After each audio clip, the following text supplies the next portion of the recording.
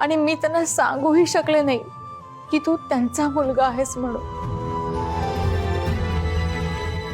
माझ्या इतकी कम नशिबी आई कुठे नसेल जी स्वतःच्या मुलाला स्वतःच्याच नवऱ्यामुळे मरणाशी झुंजताना पाहते।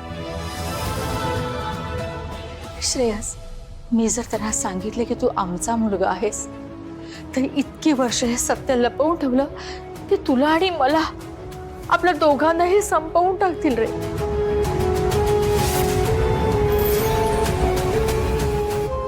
श्रेयस, तू जेव्हा बरा होशील ना तेव्हा आपण हे सत्य सगळ्यांना सांगू।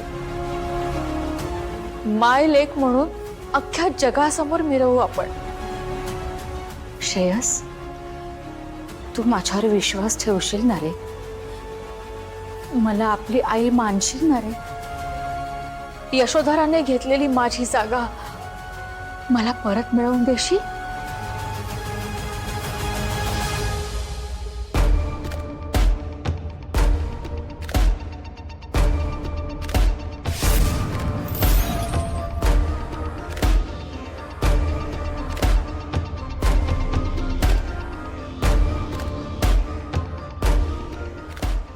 शकुंतलाने ठेवलेल्या माणसांना चुकून हॉस्पिटलच्या आत आले खरी, पण श्रेयसच्या खोलीकडे कशी जाऊ?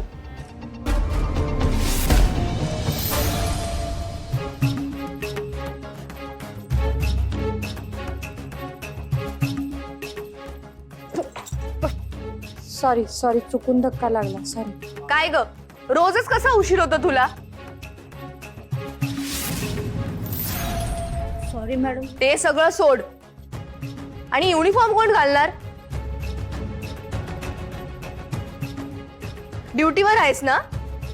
आणि घरच्या कपड्यात कशी वावरतेस इकडे तिकडे?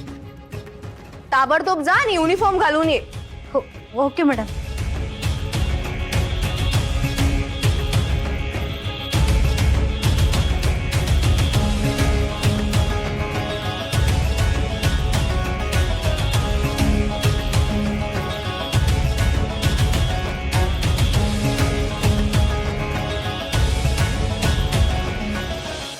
श्रेयस, डोळे उघडणारे, बोलणारे बाळा माझ्याशी, बोलणारे।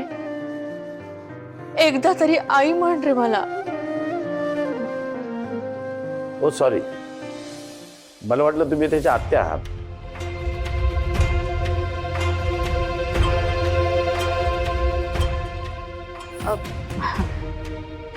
काय नाही डॉक्टर, त्याच्या आईच्या अपघातानंतर तो मलाच आई मानतो। ठीक आहे, काय हरकत नाही। बरं, मी जरा त्यांना तपासून घेऊ। हो, घ्या।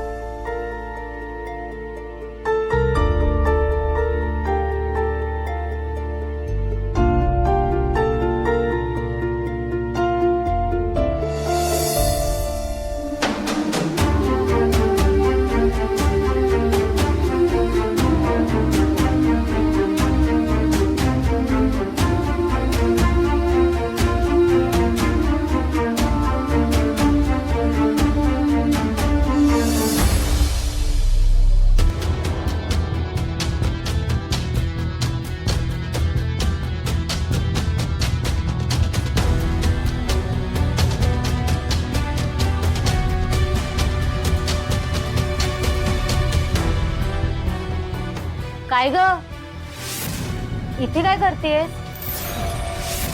काही हवंय का तुला? ते रमाबाई संकपाळ त्या एक मिनिट, तू रिसेप्शनला जाऊन विचार, तुला तिथेच कळेल।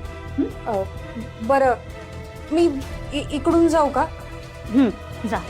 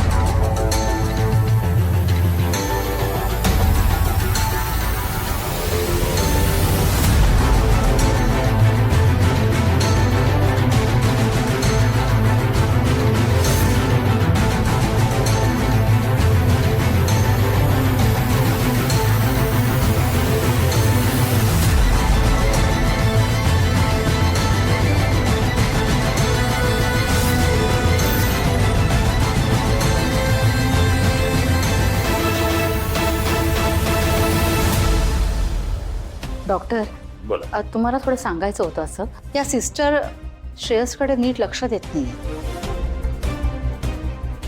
ठीक आहे, बघतो मी. तुम्ही काही काळजी करू नका. बरं मला एक सांगा, याची कंडिशन कशी आहे आता? तशी अजून क्रिटिकलच आहे. मार लागल्यामुळे डोक्यामध्ये ब्लड क्लॉट झालेला आहे.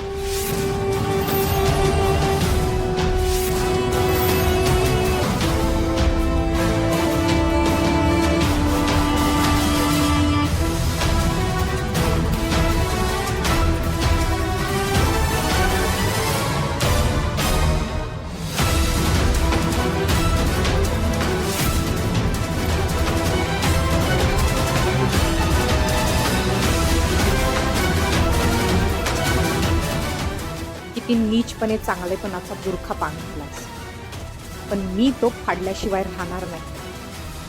फक्त माझा श्रेयस आधी बरा हो.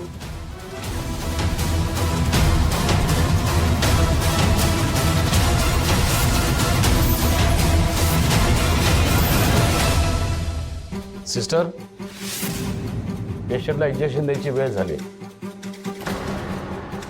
टेबलवर इंजेक्शन ठेवले, ते पेशंटला द्या.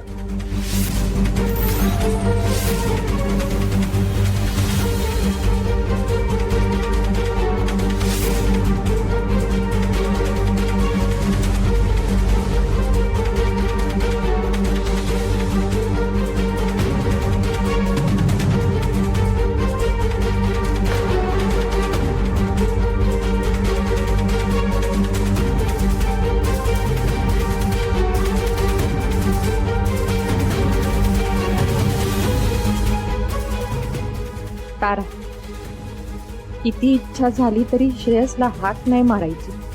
लक्षात ठेव. त्याला डोळे भरून पाहता तरी येत आहे. यातच समाधान म्हण.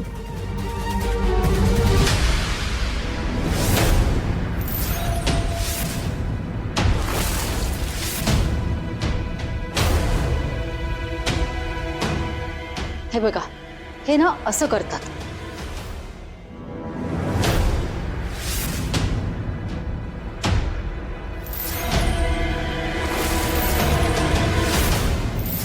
थांबा.